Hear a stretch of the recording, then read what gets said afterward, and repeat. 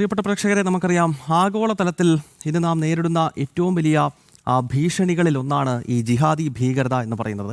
അത് നമ്മുടെ കേരളത്തിലോ ഭാരതത്തിലോ ഒന്നും മാത്രം ഒതുങ്ങുന്നതല്ല, മറിച്ച് അന്താരാഷ്ട്ര തലത്തിൽ ഓരോ രാജ്യങ്ങൾ നോക്കിക്കഴിഞ്ഞാൽ യൂറോപ്യൻ രാജ്യങ്ങളാകട്ടെ, ആഫ്രിക്കൻ രാജ്യങ്ങളാകട്ടെ, നമ്മുടെ ഭാരതമടങ്ങുന്ന ഏഷ്യൻ കോണ്ടിനെൻ്റലിലുള്ള രാഷ്ട്രങ്ങളാകട്ടെ, ഇവിടെയെല്ലാം തുടർച്ചയായി പ്രശ്നങ്ങൾ ഈ ജിഹാദികൾ സൃഷ്ടിക്കുകയാണ്. ഏറ്റവും ഒടുവിൽ സിഡ്നിയിലെ ഈ ബോണ്ടായി ബീച്ചിൽ ഉണ്ടായിട്ടുള്ള വെടിവെപ്പ്, അതിന് പിന്നിലും ജിഹാദികളാണ്, അല്ലെങ്കിൽ ജിഹാദി സ്വഭാവമുള്ള ഒരാക്രമണമാണ് എന്നത് സംബന്ധിച്ചുള്ള റിപ്പോർട്ടുകൾ ഇപ്പോൾ പുറത്തു വരികയാണ്.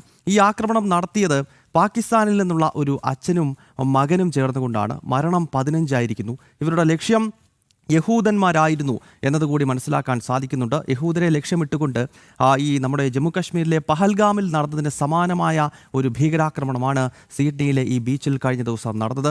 ഏതായാലും വാർത്തയുടെ വിശദാംശങ്ങൾ ഇന്റർനാഷണൽ ഡെസ്കിൽ നിന്നും ഐസൺ ജോസ് നൽകും. ഐസൺ, ഈ ഇസ്ലാമിക ഭീകരതാ ലോകത്ത് പല രീതിയിൽ പല സ്വഭാവത്തിൽ നമ്മൾ കാണുന്നുണ്ട്. ഇപ്പോൾ ഈ സിഡ്നിയിലുണ്ടായ സംഭവത്തിൻ്റെ സ്വഭാവം എന്താണ്? അത് ഒരു യഹൂദ വിരുദ്ധ ആക്രമണമാണോ ആ ബീച്ചിൽ കഴിഞ്ഞ ദിവസം ഉണ്ടായത്?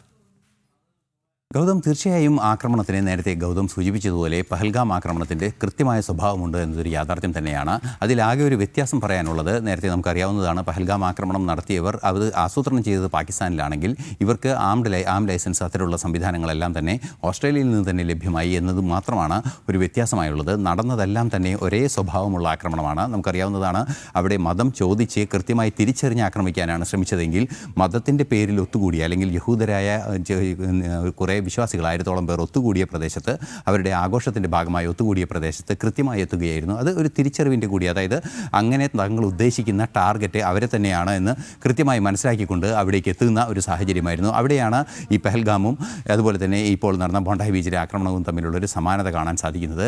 തുരുതുരാ വെടിയുതിർക്കുകയായിരുന്നു. വെടിയുതിർത്തതിന് ശേഷം 15ഓളം പേർ ഇപ്പോൾ കൊല്ലപ്പെട്ടു എന്നാണ് അറിയാൻ സാധിക്കുന്നത്. ഇത് ആസൂത്രണം ചെയ്തത് ഒരു അച്ഛനും മകനുമാണ് എന്നതാണ് ഏറ്റവും ഗൗരവമേറിയ ഒരു വിഷയം. നവീദ് അക്രം, സജിദ് അക്രം എന്ന് പറയുന്ന 2 പാകിസ്ഥാൻ സ്വദേശികളാണ് എന്ന സ്ഥിരീകരണങ്ങളെല്ലാം തന്നെ ഇപ്പോൾ വരികയും ചെയ്യുന്നുണ്ട്. ഈ പാകിസ്ഥാൻ സ്വദേശികൾ അവിടെ എത്ര കാലം മുമ്പ് എത്തി, അത് സംബന്ധിച്ചുള്ള വിശദാംശങ്ങൾ ഇനിയും വരേണ്ടതുണ്ട്. ഇത് തന്നെയായാലും നവീദും സജിദും എന്ന് പറയുന്ന, നവീദ് സജിദ് അക്രം എന്ന് പറയുന്ന ഒരു വ്യക്തിയും സജിദ് അക്രം എന്ന് പറയുന്ന വ്യക്തിയും നവീദ് അക്രം എന്ന് പറയുന്ന വ്യക്തിയും ചേർന്നാണ് ആക്രമണം നടത്തിയത്. 50 വയസ്സായ അച്ഛനും 25 വയസ്സായ മകനുമായിരുന്നു. ഈ അച്ഛൻ ഈ ആക്രമണത്തിന് പിന്നാലെ മറ്റൊരു വ്യക്തി അവിടെ തന്നെ ഉണ്ടായിരുന്ന അഹമ്മദ് എന്ന് പറയുന്ന ഒരു പഴക്കച്ചവടക്കാരൻ ഇയാളിൽ നിന്നും തോക്ക് പിടിച്ചു വാങ്ങി അദ്ദേഹത്തെ തന്നെ വെടിവെക്കുകയായിരുന്നു. അച്ഛൻ ആ സാഹചര്യത്തിൽ ഗുരുതരമായി പരിക്കേൽക്കുകയും മരിക്കുകയും ചെയ്തു. അദ്ദേഹമാണ് ആദ്യ പ്രതിരോധം സൃഷ്ടിച്ചത്. മരത്തിന് പിന്നിൽ ഒളിഞ്ഞിരുന്ന ഈ ഭീകരനെ കണ്ടെത്തിയത്. തീർച്ചയായും ഒരു ജിഹാദി ആക്രമണത്തിൻ്റെ പൂർണ്ണ സ്വഭാവം ഇതിനുണ്ട് എന്നത് ഒരു യാഥാർത്ഥ്യം തന്നെയാണ്. ജിഹാദി ആക്രമണം എന്നതിനപ്പുറം അതൊരു ടെററിസ്റ്റ് അറ്റാക്ക് എന്ന് വളരെ കൃത്യമായി ആന്റണി അൽബനീസ് തന്നെ, അതായത് ഓസ്ട്രേലിയൻ പ്രധാനമന്ത്രി തന്നെ പറയുകയും ചെയ്തിട്ടുണ്ട്. അത് ഒരു ഭീകരാക്രമണം തന്നെയാണ്. ഈ ആക്രമണത്തിൻ്റെ സ്വഭാവം പരിശോധിക്കുമ്പോൾ അതീവ ഗുരുതരമായ മറ്റ് ചില പ്രശ്നങ്ങളുമുണ്ട്.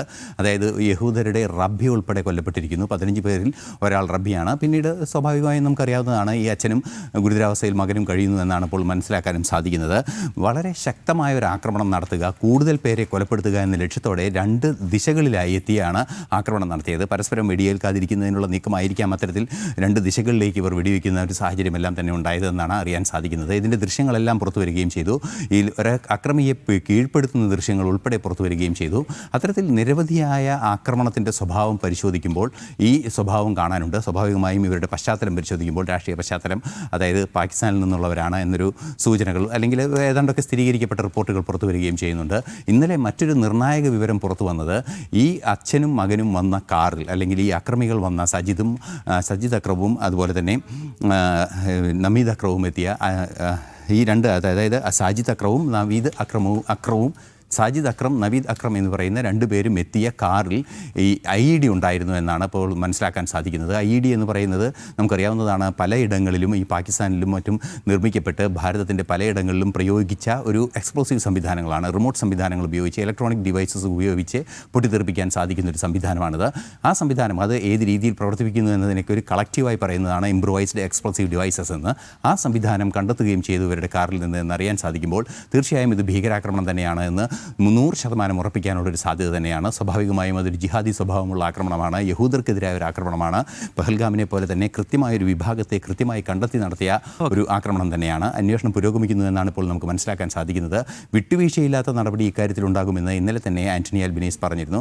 ഓസ്ട്രേലിയൻ പ്രധാനമന്ത്രിയുടെ കർശന നിലപാട് ഇക്കാര്യത്തിലുണ്ട്. അതുപോലെ തന്നെ അന്താരാഷ്ട്ര നേതാക്കളുടെ ഭാഗത്തു നിന്ന് അതിശക്തമായ പ്രതികരണമാണ് ഉണ്ടായത്. ഇസ്രായേൽ പ്രസിഡന്റ് ഐസക് ഹെർസോഗിൻ്റെ ഭാഗത്തു നിന്നും ശക്തമായ അപലപിക്കുന്നതായ പ്രതികരണം വന്നു.